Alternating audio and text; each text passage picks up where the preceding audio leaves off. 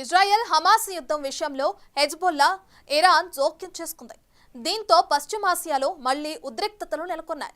Hamas chief Hania హత్యకు ప్రతీకారంగా Iran, దాని మిత్ర దేశాలు ఇజ్రాయెల్పై దాడి చేసేందుకు సిద్ధంగా ఉన్నాయి. దీంతో ఐడిఎఫ్ అప్రమత్తమైంది. టెల్ అవీవ్కు అండగా ఉండేందుకు అమెరికా ముందుకొచ్చింది.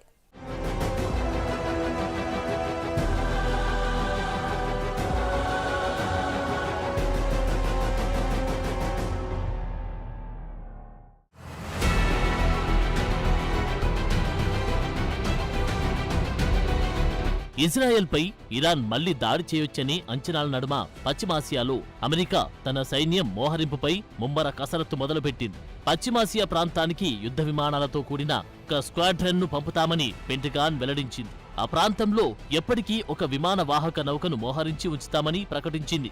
ఇరాన్ దాని మద్దతు కలిగిన మిలిటెంట్ సంస్థల నుంచి ఇజ్రాయెల్ను రక్షించేందుకు పశ్చిమాసియాలోని అమెరికా సైనిక స్థావరాల రక్షణ కోసం అమెరికా దళాలు సహాయం చేస్తాయని స్పష్టం చేసింది.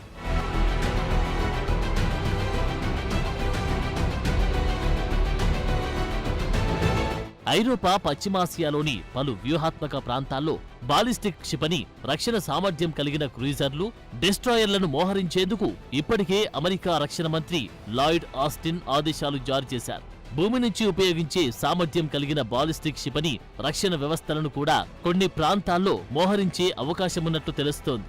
ఇందుకోసం పాట్రియాట్ రక్షణ వ్యవస్థను వాడతారా, థర్డ్ రక్షణ వ్యవస్థను వాడతారా అనే దానిపై ఇంకా క్లారిటీ రాలేదు. ఈ రెండు భూతల రక్షణ వ్యవస్థల్లోనూ మొబైల్ లాంచింగ్ సిస్టంల నుంచి ఇంటర్సెప్టర్ క్షిపణులను ప్రయోగించే వీలుంది.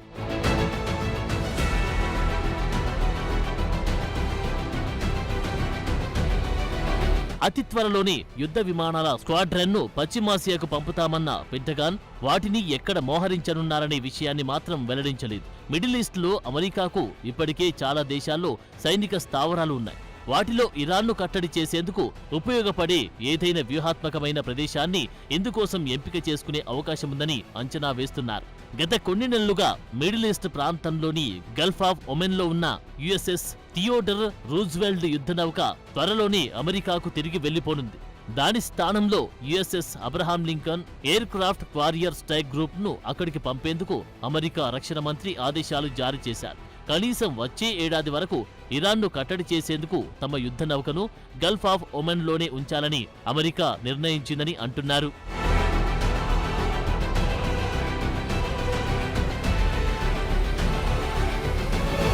తాజా పరిణామాల నేపథ్యంలో ప్రస్తుతం మిడిల్ ఈస్ట్లో ఉన్న 2 అమెరికా నేవీ డెస్ట్రాయర్లను ఉత్తరాన ఎర్ర సముద్రం నుంచి మధ్యధరా సముద్రం వైపుగా వెళ్తాయని అమెరికా రక్షణ శాఖ వర్గాలు అంటున్నాయి. వాటిలో ఏదైనా ఒకదాన్ని మధ్యధరా సముద్రంలోనే మోహరించే అవకాశముందని తెలిపాయి. తూర్పు మధ్యధరా సముద్ర ప్రాంతంలో ముందు నుంచి అమెరికా నేవీ డెస్ట్రాయర్లు యుఎస్ఎస్ రూజ్వెల్ట్, యుఎస్ఎస్ బుల్కెలి ఉన్నాయి. వాటికి తోడుగా యుఎస్ఎస్ వాస్ప్ అని aircraft warrior, USS New York అని ట్రాన్స్పోర్ట్ నౌక సైతం అక్కడే మోహరించి ఉన్నాయి. తాజా పరిణామాల నేపథ్యంలో ఇజ్రాయెల్కు భద్రత కల్పించేందుకు మిడిల్ ఈస్ట్లో అమెరికా సైన్యం మరింత యాక్టివ్ కానుంది.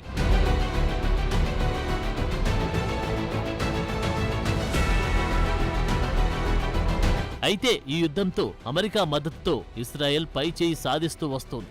గత ఏడాది అక్టోబర్ 7 నాటి మెరుపు దాడులకు ప్రధాన సూత్రధారిగా భావిస్తోన్న Hamas military wing head Mohammed డెయిఫ్ను ఖతం చేసింది.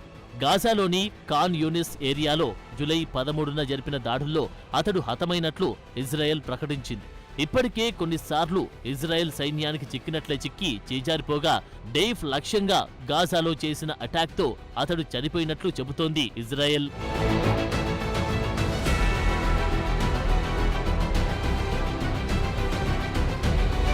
గాజాలోని ఖాన్ యూనిస్ శరణార్థి శిబిరంలో 1965లో డెయిఫ్ జన్మించాడు. పూర్తి పేరు మహమ్మద్ దియాబ్ ఇబ్రహీం అల్ మస్రీ.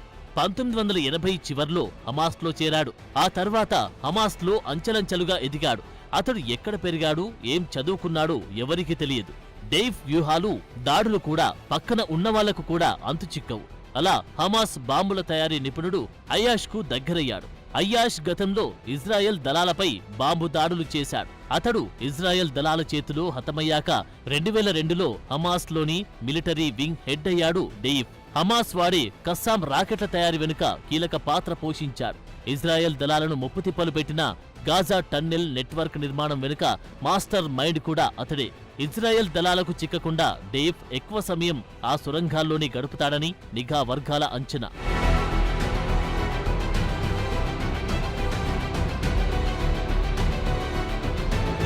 ఇంత యుద్ధం జరుగుతున్నా ఇజ్రాయెల్ దళాలకు చిక్కకుండా తిరిగాడు డెయిఫ్. మొసాద్ నిఘాను మాత్రం దాటలేకపోయాడు. అడ్వాన్స్డ్ కమ్యూనికేషన్ రాడార్ సిస్టమ్కు చిక్కకుండా తిరగడంలో డెయిఫ్ను గుర్తించడం ఇజ్రాయెల్కు సాధ్యం కాలేదు. కానీ ఈసారి మొసాద్ టార్గెట్ మిస్ కాలేదు. 7 సార్లు చేసిన దాడుల నుంచి తప్పించుకున్న డెయిఫ్ 8వ సారి జరిగిన అటాక్లో చనిపోయినట్లు తెలుస్తోంది. 2000 సంవత్సరంలో జరిగిన దాడిలో తీవ్రంగా గాయపడిన డెయిఫ్కు ఆ సమయంలో ఓ కన్ను పోవడంతో పాటు కొన్ని అవయవాలు దెబ్బతిన్నట్లు నిఘా వర్గాలు చెబుతున్నాయి.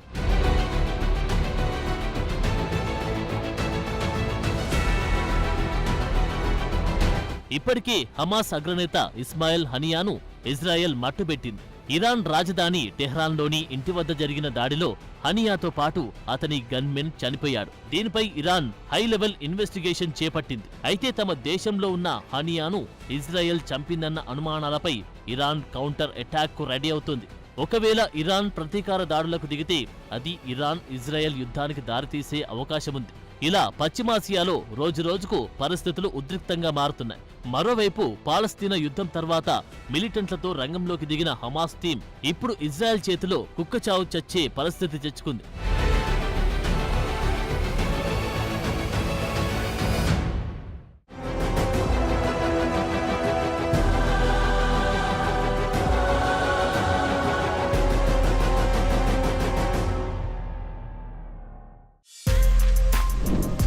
For more videos like this, subscribe Big TV channel.